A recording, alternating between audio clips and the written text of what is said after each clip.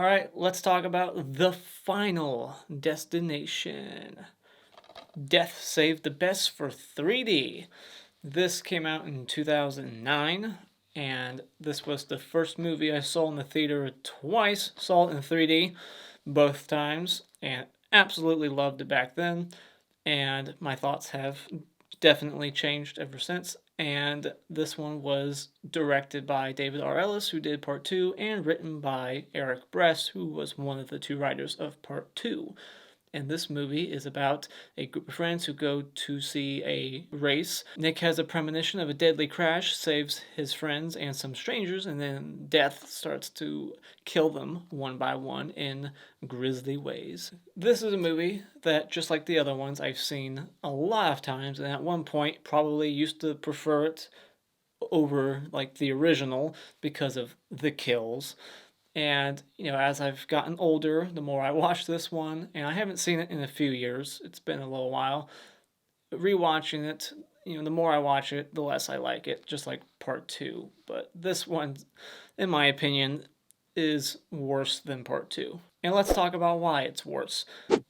Negatives. First one is just all the bad CGI involved, not only in the kills, some of them, but also the visions that Nick has. It's just so bad. It looks like a video game at times. Like, why do his visions have to be CGI? I guess the answer is 3D. So this movie's big problem, amongst a lot of things, is 3D. I think 3D really hurt this movie. This movie is a very gimmicky film.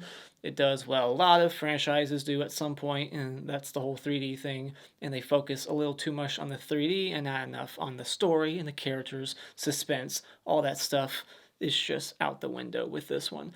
It's just like Friday the 13th 3D. They focus on the 3D and not the acting at all. And that's another thing with this movie is the acting is terrible. Absolutely horrible. I'm not sure if these people are better in other things. I've never seen them in anything else except the main dude, I think, was in the Scream TV series for a little bit. But they are horrible. They just look like they were Abercrombie and Fitch models that they just picked up and were like, hey, you look pretty. You can be in this movie. We just need pretty faces. And the characters just aren't likable. This group of friends, you barely get a setup in this movie. It just starts with the crash. You get maybe 4-5 minutes at best with them, so it's like we hardly know them, and now shit's hitting the fan, and you got awful stereotypes. It's kind of offensive. Like, this movie's kind of implying that all people who go to see races like this are just racist. Like this guy, I forget his name, but his name is Racist. Like, at the end credits, that's his name, Racist, and he has like a swastika tattoo, throws out the N-word, whistling Dixieland. Like, he's just an awful character, and all these characters are just so thin, you don't care about any of them. This movie looks and feels like the cartoon version of a Final Destination movie. Not only with all the CGI that looks cartoony, but the sound design was horrible. Just laughable at times. They throw in a dolphin sound effect, and then when the chick gets hit by, like, the engine, it sounds like an anvil hitting Donald Duck's head.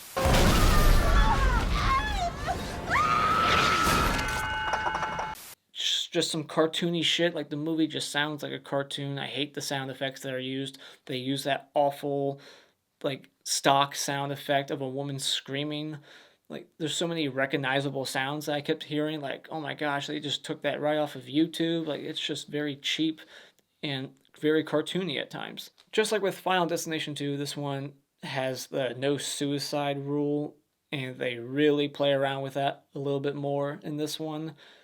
And there's even like deleted scenes where other characters were testing that theory out. Like, there's a deleted scene of Janet just jaywalking and nearly getting hit by 6 different cars, and the scene with George hanging himself and talking about all his previous failed attempts. There's extended version of that scene where he goes and takes a straight razor and is trying to slit his wrist, and then the razor breaks off of his skin like he's fucking Superman. So but they took all that stuff out, but they still left in some of this other shit that I wish they would have taken out and rewritten altogether. Like, it's so goofy. I don't like the no suicide thing. It's just stupid. Like, why would death care if they end their lives sooner? So yeah, I don't like the tone of the movie. It's very much like part two, which makes sense. Same writer, same director. They get rid of the suspense. They make it more goofy. Every kill in this movie is not vicious and scary like one and three. It's more like a punchline. It's supposed to be like funny. It's comical. Like, these deaths are creative and over the top to the point of being very silly and like a cartoon.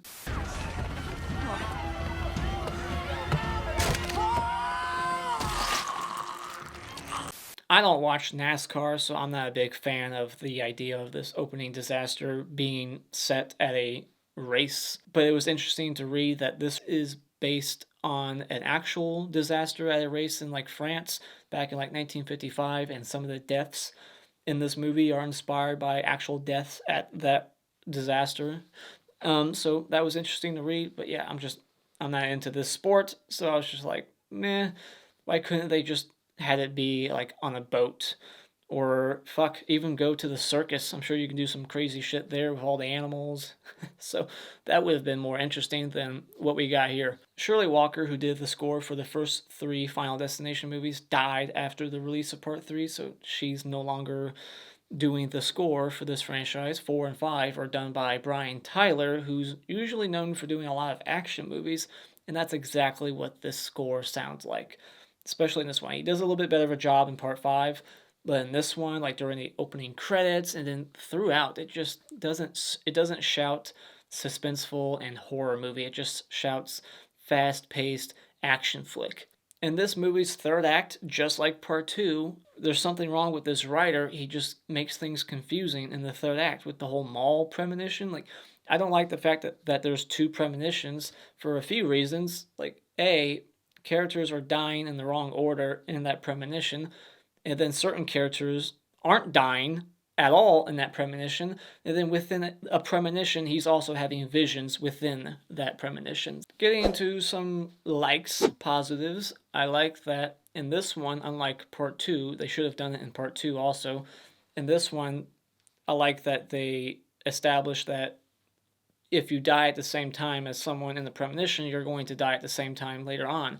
Like, Tim and Nora in part two should have died at the same time, but they didn't. In this one, when two characters die at the same time in the premonition, later on, death is going after them at the same time. So you have characters splitting up, trying to save each character at different locations at the same time. And I really like those set pieces and those locations, and the way those deaths were set up. Like, I really like that section of the film the best, with the car wash, that whole set piece. And I like the mall set piece and all the action there. Like, this is a pretty big production value. A lot of stunts here, just like part two. Makes sense because of the director and given his history as like a stunt coordinator. It makes sense that part two and part four would be like the action Final Destination movies. And so it's still an enjoyable movie. It's very fast paced, and I really liked that they threw in a twist in this one, just like all the other movies seem to have like a small twist of some kind by the end.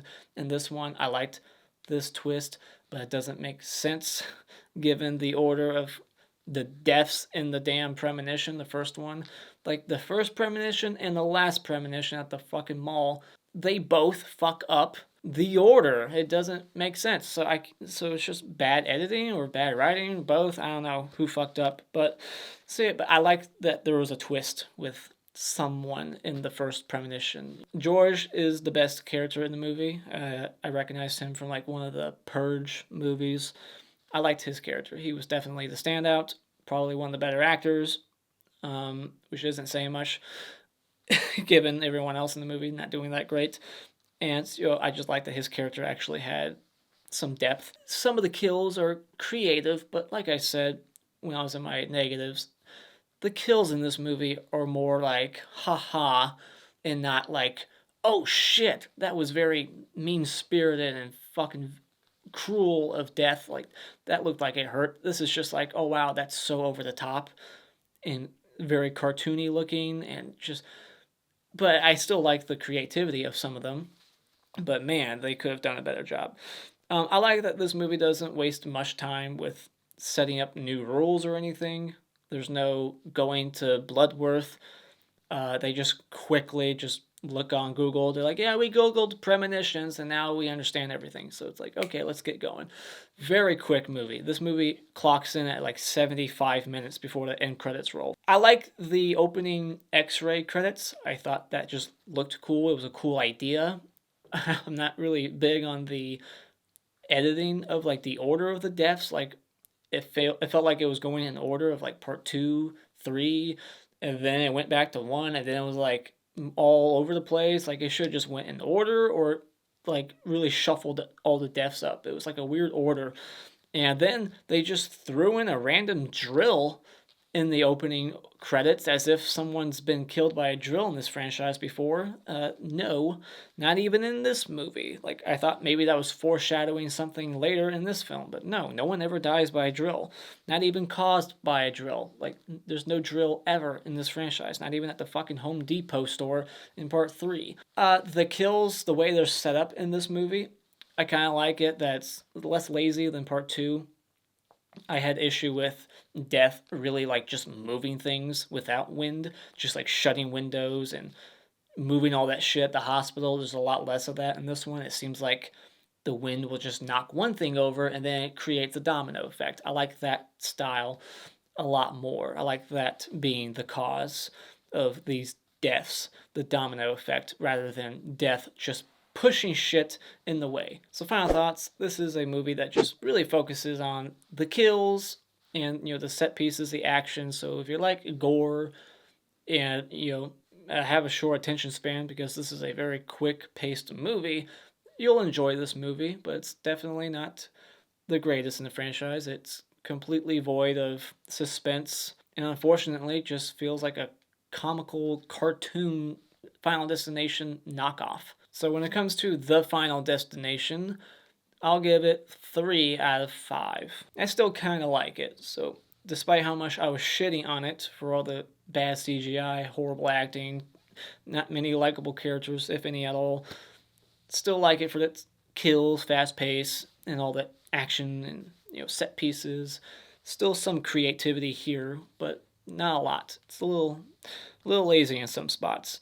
And so let's get into the spoiler discussion. So first thing to talk about is, I guess, the whole opening disaster, because it just starts with them already there. We don't really, see them get together and drive there or anything. They're just there already. And Hunt wants to see a crash. He's got $500 on this race, hoping that there was a crash, which is probably how I would be in this situation, because I wouldn't be here. I would hope that there was a crash to add some excitement, because I don't see the appeal just seeing a car go in circles like hundreds of times. Like what's exciting about that? I would want to see a crash just like Hunt, And so the car that does crash is number 6. 666. You see a 6 on the side, left and right on the hood. So, and the seat section that they're in is 180, so I like that they continued that theme. And I like that the speedway is named McKinley Speedway after Ian McKinley in part 3 and the name of the high school in part 3. So I thought that was a nice touch. And then for no reason whatsoever, Death is loosening the screws on the fence. And in an alternate death, Nadia, the mechanic's girlfriend, was going to get killed by one of those screws flying out and hitting her in the neck instead of the tire. So that shot in this movie still only would explain that if that were still in here. But it's not necessary, because the car, when it flips and goes over the fence, like those screws loosening don't explain the car crash. Like the car's going to go through the fence no matter what. So I don't get how loosening those screws would do much.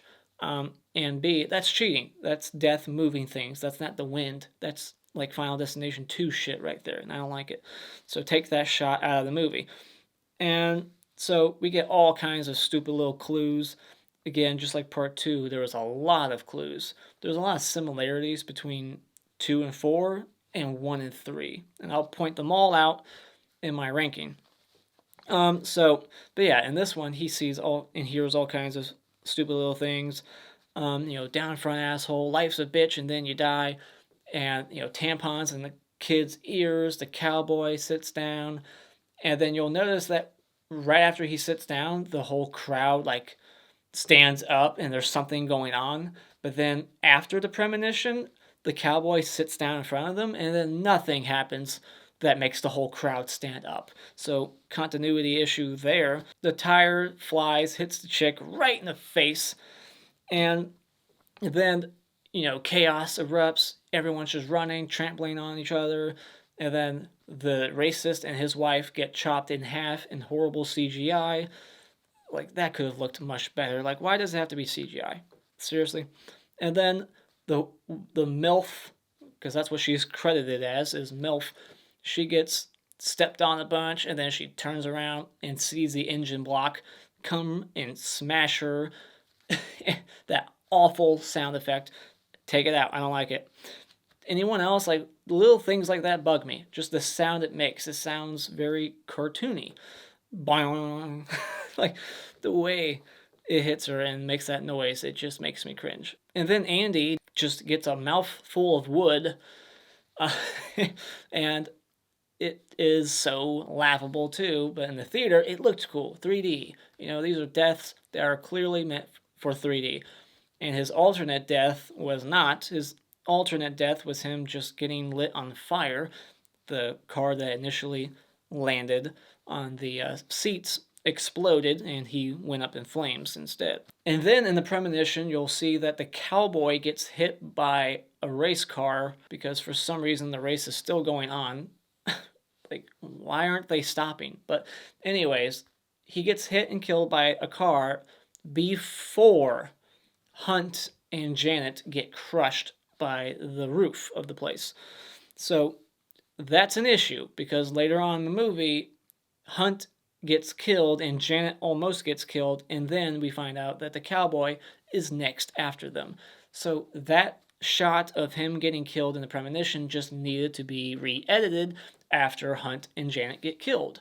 That's all you needed to do to fix that. So it's just bad on the editor there, and the director, because I'm sure he was right there next to the editor, and he should have known better. Have you all lost your fucking mind? And then, just like part 2, right after the premonition is over, we get instant death. They get outside of the place, and then the second tire that you saw in the premonition bouncing, the first one was meant for her if she stayed. The second one bounced over and got her on the outside, and she dies instantly. So, yeah, that was probably the goriest kill in the movie, really. Just that aftermath shot of her, like, her body's still kind of twitching, and everyone's reaction. It's pretty funny. Like, the boyfriend's reaction is, like, speechless. He's like, An interesting fact, that guy was in a couple of horror remakes. He was in the Nightmare on Elm Street remake and the Prom Night remake. And then, we get these opening credits, and I already talked about the power drill. What the fuck is the power drill doing in here? And then the coffee place is called Death by Caffeine, and everything listed on the menu has something to do with death. And then he starts having these CGI visions, all for 3D effect. And, he has visions just like Kimberly. In 1 and 3, it was much different, but 2 and 4 have similar type of visions. It wasn't CGI, though, in part 2. It was just blurry and her seeing herself drown in a lake. In this one, he has all these weird CGI visions that have, like, animal growls. Like, why am I hearing, like, a jaguar and, like, some kind of big cat? Like, it's just awful sound design that makes no sense. I liked the callback to the Heiss beer in part 2 and 3, and then you'll see it again in part 5. So I like that. That's like a continuing thing in all these movies. And so he goes to the racist house, and the racist goes to the black guy's house, George, somehow knows where he lives. I can look past that. And he wants to burn a cross in his yard because he's a fucking racist. Like, The only thing missing in this scene is like a Ku Klux Klan outfit. Like they could have made it even extra over the top and stupid having him dress up like that. But he has like the horseshoe, just like in part two. Again, like if a horseshoe is like pointing down, that's bad luck, and it was pointing down, and it like lands on the gears, and then turns on that song. Why can't we be friends? And that's another element that just adds comedy. Like it's silly instead of just being a spooky song or something. You know, saying something that's going to foreshadow his death. It's just like, why can't we be friends, you racist? And it's just all a big joke. And he gets dragged down the street, lit on fire. And, that's cool. Like, I like how this is all set up, like what's, causing this to happen. But then when the car blows up, somehow the tow truck blew his head off of his body. Like, how is that even remotely possible? And like the expression on his face and his head's still on fire, like it's so stupid. And then like the next scene is Lori watching a cartoon, and it's some cartoon character with his ass on fire. Oh, and just like in part one, Death is locking the doors of his tow truck so he can't come in. So that's Death cheating. That didn't happen naturally. They could have had something fall and hit the lock button. But nope, Death is cheating like a son of a bitch. So then we get the hair salon scene, and this moron is smoking while pouring gas quite a few inches above. Like, why can't he just put the nozzle inside the tank and start pouring?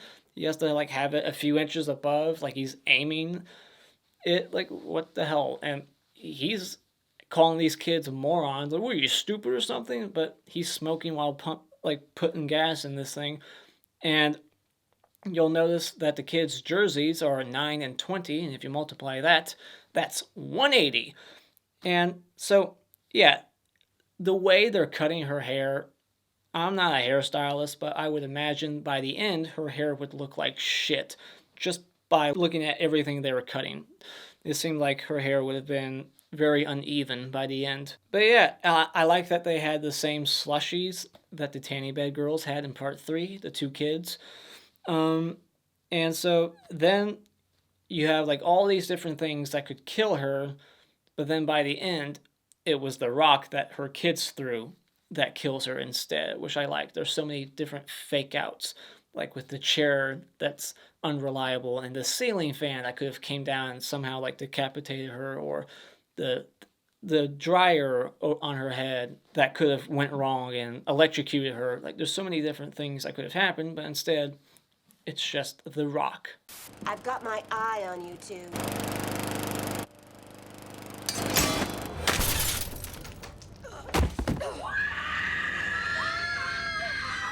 Did they really have to make her say that forced line of like, oh, I got my eye on you? Like, it's like that should have been said like 5 minutes ago to her kids when she told them to scram and play arcade games. If she said it then it would work better, because you'd be like, oh, it's funny. In retrospect, she said, I got my eye on you earlier. But she says it right before she dies, and the way she says it, she puts like emphasis on the word I, as if in that moment she knew what was about to happen. It was like she was no longer the character, but the actress who was aware how her character was about to die. It's a little unbelievable that the rock would go through her skull and then continue to keep going into the glass behind her. I would believe it going into her eye, because I've mowed plenty of times and have had things shoot out. That's realistic. But to go through her skull and then continue going behind her, like, really? It would have been kind of cool if Death killed Dee Dee also. That would have been a neat little twist if it went through the glass behind her and then killed Dee Dee on the other side, who was mopping up the slushies that they spilled. In the newspaper article talking about her death at the salon, you'll see that the hospital was named Lakeview, just like the hospital in part 2, something I never noticed before. Then we get the obligatory rules explained scene that's in every Final Destination movie. It's usually after the first or second death that they start to realize, okay, this is what's happening. And I like Hunt being like, if death is really coming after me and I'm gonna die soon, I'm gonna go do what I do best. I'm gonna go get laid. If I'm dying, I'm trying. Like, that's the attitude I would have. So Nick, who has a really shitty memory, can't remember who dies next. He goes to the place, they break in very easily, and then George scares them, and like he sees the auto mechanic jacket right there with the name on it, but then acts like he's seeing it for the first time when they're looking through like the surveillance footage, like, oh, look right there. Now we know where he works. Thank you, George, for providing this surveillance footage. Otherwise, I would never know where he works. It's like you saw it earlier before he snuck up on you. And I love how instantly on board George is. Like, we don't hear the conversation between them, him explaining why he's there, but we hear the end of it. George is like, that's the craziest thing I've ever heard. But here, watch the surveillance footage. And then the next scene is George with them at the garage trying to save Andy. Like, he's on board. He's like, all right, I'm a believer. Like, he's seen nothing to support their theory. Like, how is he so quickly on board? That felt so forced. So then we get the garage scene with Andy. You see a sports car that looks very similar to Carter's. I wonder if it's supposed to be like the same year and model. Probably not, but it looks very similar. And then, so they're told to go talk outside the garage. Like, you can't have people in here, so go talk somewhere else. And for some reason, Andy puts them on the other side of the fence. Like, why are they speaking on separate sides of the fence? And what kind of fence is that? I've never come across any fence that looks that sharp and thick. What is up with that? Then he says that ironic line like, oh, I guess I'm not dying. It's not my turn to die. And then he dies like 5 seconds later.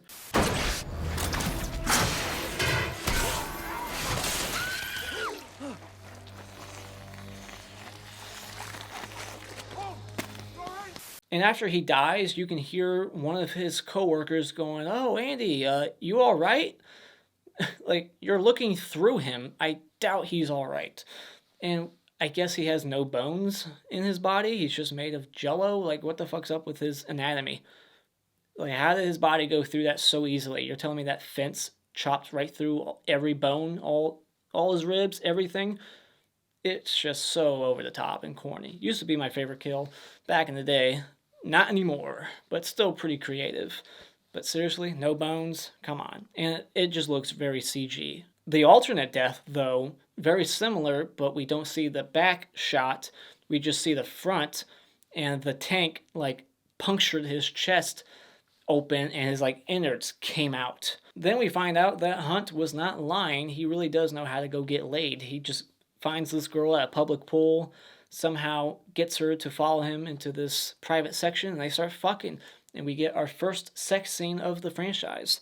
And boy, her tits look pretty good, and I bet they look better in 3D. And so his donkey punchline is very silly and definitely improvised. Seems like an improvised line. And who puts a golf course right next to a public pool? Like, I would never go there just because of the constant fear of what if a golf ball falls out of the heavens and just hits me right in the head and kills me. Like, that is an accident waiting to happen. You never put a golf course right next to a public pool like that, especially where, like, the direction they have to hit the ball is in line with where the pool's at. So that's just really stupid. And I do get a kick out of him fucking with that little kid, like, not drowning him, like, potentially drowning him. Like, if he didn't have his floaties on, the way he treats him, he could have killed him, but he, like, pops his thing and pushes him in and steals the gun. Like, that's the one moment of humor in the movie that actually works every time. Then we got this Morgan Freeman looking hobo who's very ungrateful and has a, like, chihuahua named after Alex Browning in part 1. And we see a pigeon take, like, the world's largest pigeon shit I've ever seen in my life. Then we get a very obvious nod to a character in the first 2 Final Destinations, with Clear Rivers being the name of, like, this water company or whatever that thing was advertising. I don't know, it just said Clear Rivers. So is that like the name of the resort or something? I don't know. The fact that that drain lever can be pulled down so easily with the weight of a water gun was a bit ridiculous. You would think that thing would take a lot more like pull and tug like to get that thing down, but the water gun just hits it and it goes pshh.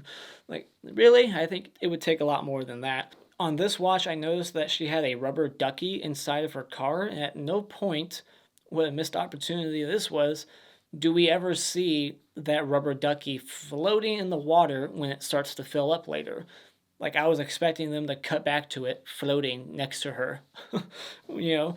And so her head gets stuck in the sunroof, and somehow Lori and George know which car wash she's at. Like, do you have any idea how many car washes there are in any city? Usually has a few of them, but they just know which one she's at, and they confidently, like, plow in through the other side. Like, we know she's in this one. Like, how do you know? Is it really the only car wash in town? And what was going to kill her exactly? I'm curious to see what exactly that was going to do to her face. Was it going to like obliterate it, chop it into pieces? Like, what is it? What's underneath it? It's just a bunch of flaps, like, is there something underneath that was going to like push her head off if it kept going? Like, it was just going to, break her neck or something? Maybe, I don't know. Hunt, he dies going for his lucky coin. He loses his lucky coin and dies as a result. And his alternate death was not as spectacular. The golf cart like crashes into a light post and it makes the pool drain even more somehow. And then we just see like a tear in his stomach, implying that it's all getting sucked out of his ass. And instead of like going through that one pipe and like out that thing and up towards the camera like we see in the theatrical version, the alternate cut, we see the tear in the stomach and then like all his guts are going through the thing in the pools. So it's much different, and we get like reaction from everyone at the pool seeing it, and Nick's there like telling everyone to get out of the pool. Like, there's a lot more going on in that version. Another thing about the alternate version of his death, he somehow, even though he's in the 10-foot section, he's able to reach up and grab the floaty that he popped earlier. He can reach up and grab it even though it's on the surface. So it's like a good 9-10 feet above him. Like, it's so high up and he can just, in arm's length, like, grab it.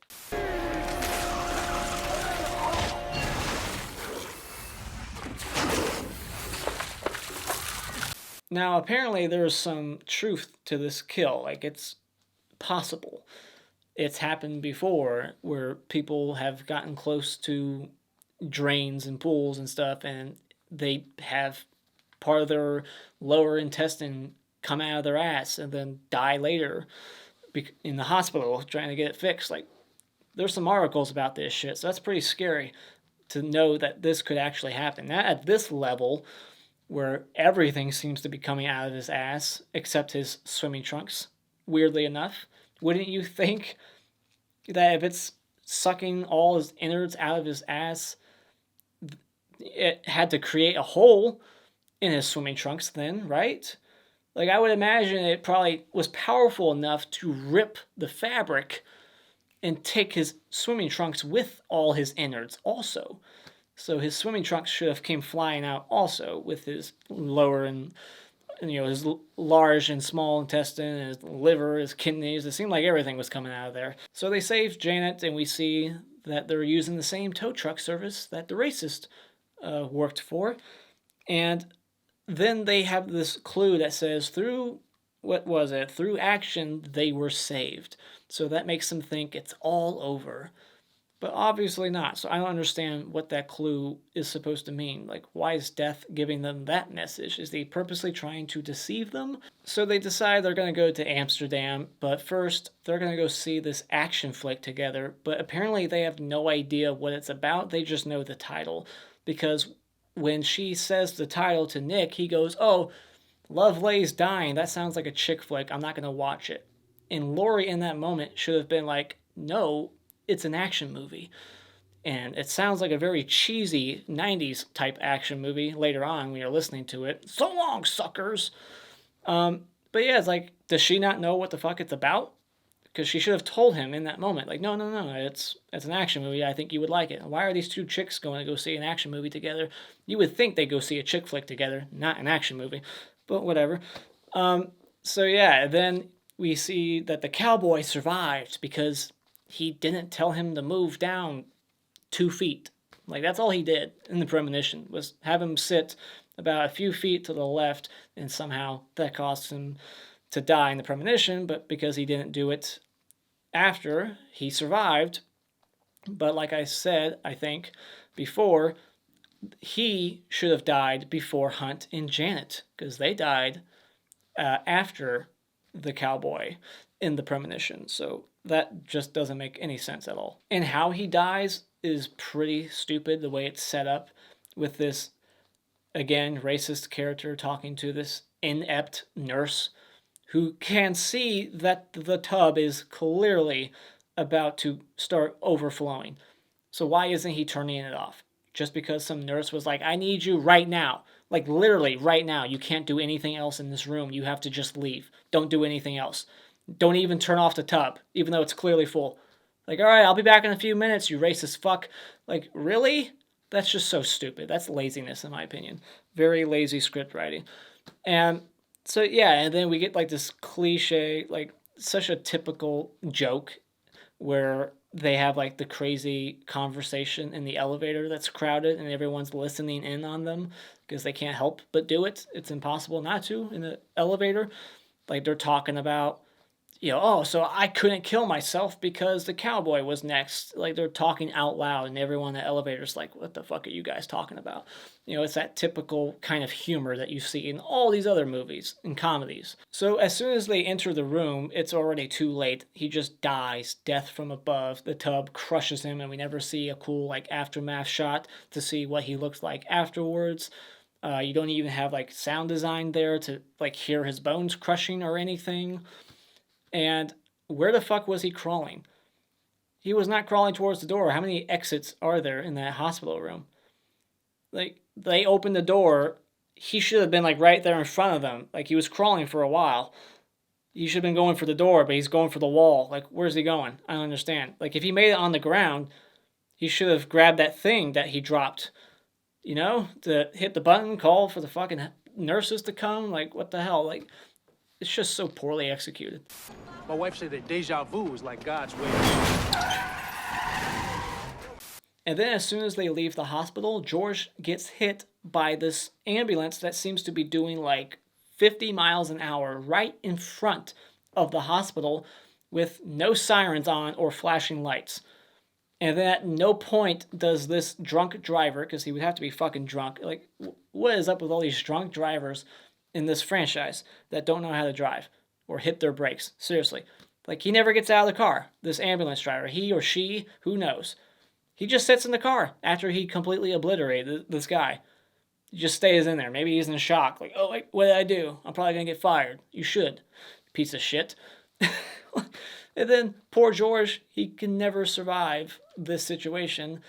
After the premonition is over, he just gets hit by the damn ambulance again. Like, really? Death is a sick, cruel son of a bitch.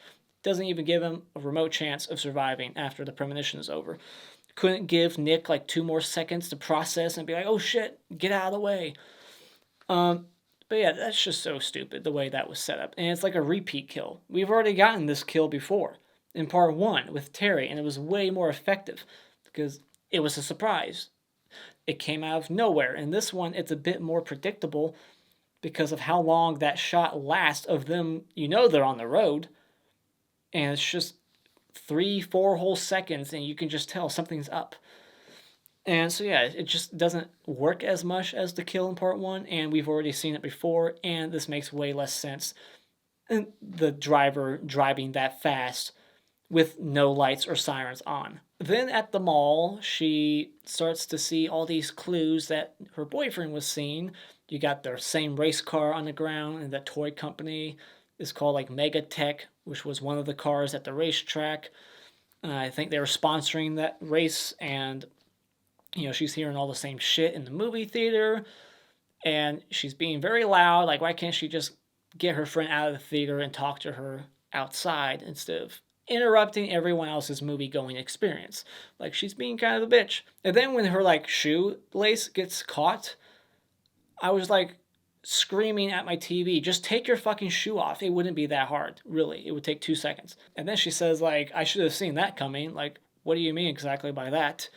And then they see the thing above, very much kind of like that thing in part 2, the glass. Like, it was kind of reminiscent of that, just hanging above them, like potential death waiting. And they could have used that. At the end of this premonition, Nick doesn't die, which is weird, but that thing could have dropped somehow and crushed him. That could have been his death. Like, why wasn't that used? It was set up, and they could have used it. So the movie they're going to see is in Theater 13, and apparently this movie is so popular. It's like a Marvel Disney movie. It's taken up the entire theater. They have 13 screens. They're playing it on 10 screens. But eventually he does find the right movie theater, and he's telling them, like, you know, I've had another vision within this premonition somehow, which is confusing. Like, how is he having a vision within a premonition? Like, that's just too convoluted. Like, what the hell? He goes in there and he's like, we need to leave now. And Janet doesn't believe him. She's like, oh, I was meant to be here. Like, exactly. That's the point. Like, death wants you to be here so that he can kill you. So you need to leave if you want to live. But she's like, nah, fuck it. I'm staying here and I'm watching this movie. Like, how does she not believe them at this point? They saved her life at the car wash.